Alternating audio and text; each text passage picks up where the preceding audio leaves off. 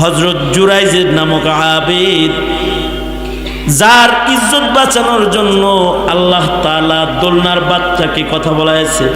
অবশ্য হযরত জুরাইজের একটা অপরাধ হলো তিনি আবেদ বড়, কিন্তু আবেগে পইরা মায়ের বদদুয়া লয়ে লইছে।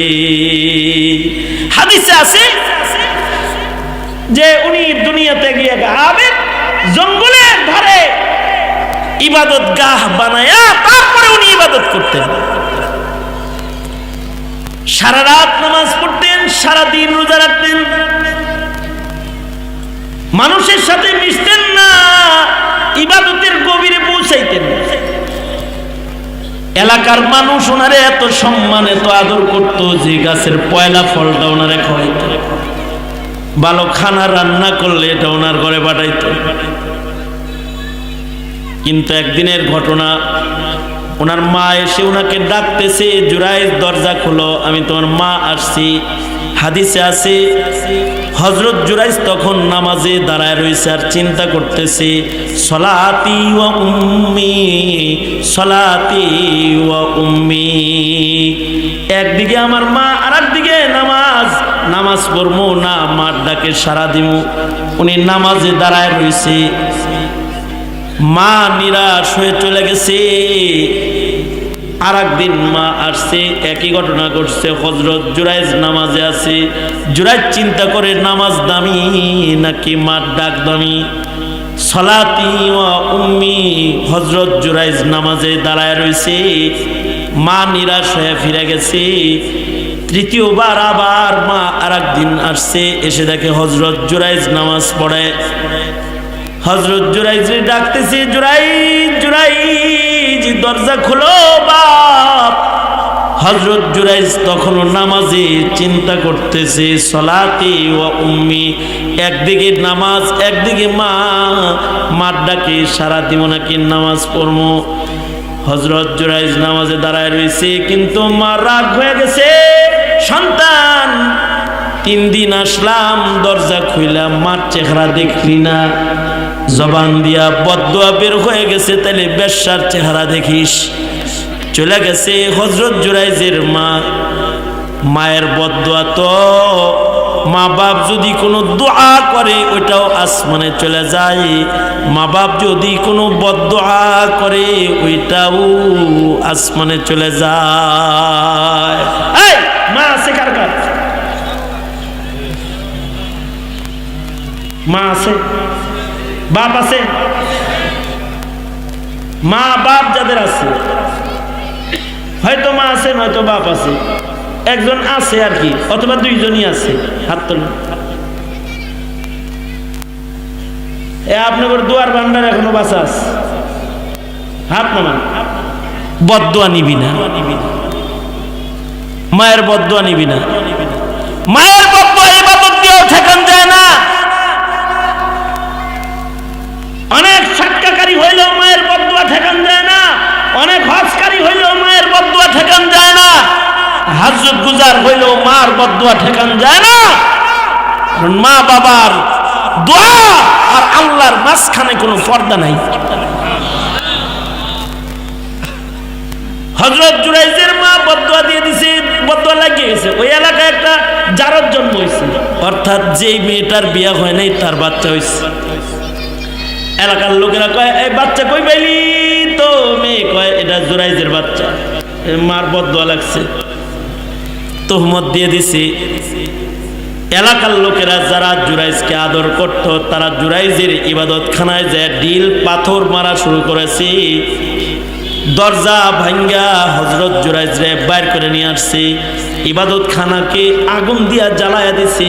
বন্ডামি করো, আমরা জানি ইবাদত করো, আসলে জেনা করো, বাচ্চা হইছে জেনা। হযরত জুরাইজকে রুসওয়া করছে, গায়ে হাত পর্যন্ত তুলেছে। হযরত জুরাইজ কয়, এত আদর এত মোহাব্বত, এত ভক্তি, আর এখন এত শক্তি কেন, কঠিনতা কেন, কেন অত্যাচার করো আমার উপরে? কয় কেন জানো না? ওই মেয়েরে চেনো না, ওই বাচ্চাকে কি চেনো না? ওইটা তোমার বাচ্চা, জেনা করো নাই। হযরত জুরাইজ কয় কোন বাচ্চা? আমার কাছে নিয়ে আসো। বাচ্চাটাকে কাছে এনেছে। বাচ্চাটার দিকে তাকায় হযরত জুরাইজ বলে মিন আইনা আনতা ইয়া ওয়ালাদ, মান আবুকা ইয়া ওয়ালাদ বলে ডাক দেওয়ার সাথে সাথে জুরাইজের সম্মান রক্ষার জন্য আল্লাহ তাআলা শব্দ ভূমিষ্ঠ সন্তানের জবান খুলে দিছে। বাচ্চাটা বলে এলাকার লোকেরা, জুরাইজ রে কষ্ট দিস না, চিনস না এটা আল্লাহর পেয়ারা, আনাবনু ফুলান রাই, আমি অমুক রাখালের সন্তান, আমার মা রাখালের লগে জেনা করছি।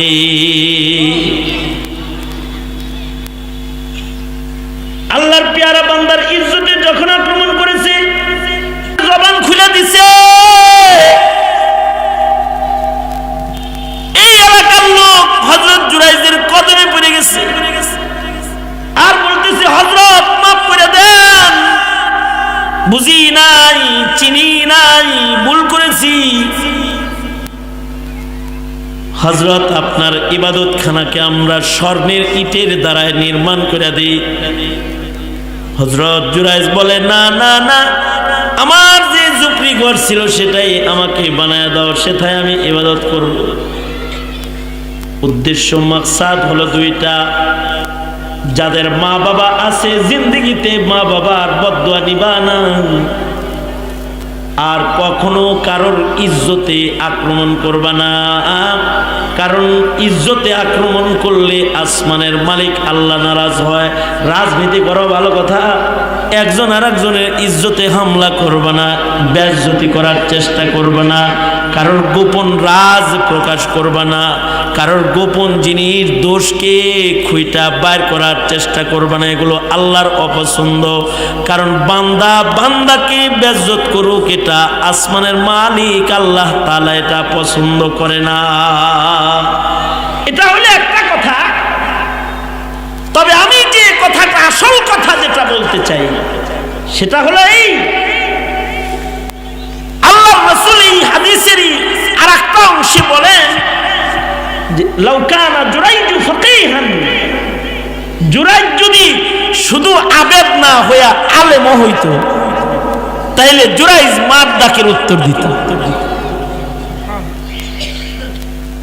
তার মানে 1000 চিল্লা লাগাইলে একটা মৌলবীর সমান হইতে পারবি না। পীরের কাছে বায়াত হইয়া তাহাজ্জুদ পড়তে পড়তে কপালে ঘা বানায় ফেললো, মোল্লার উপরে উঠতে পারবি না। আবেদ আবেদ, আলেম আলেম। কারণ ফাকিহুন ওয়াহিদুন আশাদ্দু আলা শাইতান মিন আলফি আবিদিন। 1000 আবেদকে শয়তানের ধোঁকা দিতে যত কষ্ট না হয়, একটা মৌলবীরে ধোঁকা দিতে তার চেয়ে বেশি কষ্ট হয়। এই কারণে সাধারণ পাবলিক অন্যায় দেখে চুপ থাকলেও মৌলবী যাকাত খেয়েও চুপ থাকে না, গর্জন দিয়ে দাঁড়ায় যায়, গর্জন দিয়ে দাঁড়ায় যায়। কারণ আলেমের কাছে কি আছে? আলেমের কাছে ইলম আছে, তার কাছে ইলমের চোখ আছে, ইলমের নূর আছে। আয়াতটা আরো সুস্পষ্ট বোঝার জন্য আমি আরো দুটি দৃষ্টান্ত দেই। নামাজ পড়তেছেন, সামনে দেখেন বুকরো সাপ, নামাজ পড়বেন না সাপ মারবেন? হ্যাঁ, নামাজ পড়ব, কামড় দিয়ে নামাজ কাপড়ে মাটাই দিব।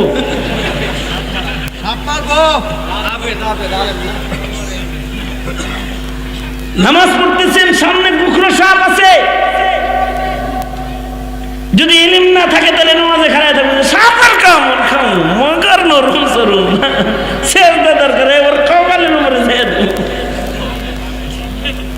এলাবে আরো বুঝেন, সন্তান পানিতে পড়তেছে, আপনি নামাজে দাঁড়ায় রয়েছেন, আওয়াজ শুনেন কান্নার যে পড়ে গেছে, আপনি যদি নামাজ পড়েন পানি খেয়ে মরবো, আর আপনি যদি নামাজ ছাড়েন একটা সন্তান বাঁচবো? বলুন তো ফিকাহ কি বলে, ফকিহ কি বলে? নামাজ পড়বেন না বাচ্চা ধরবেন?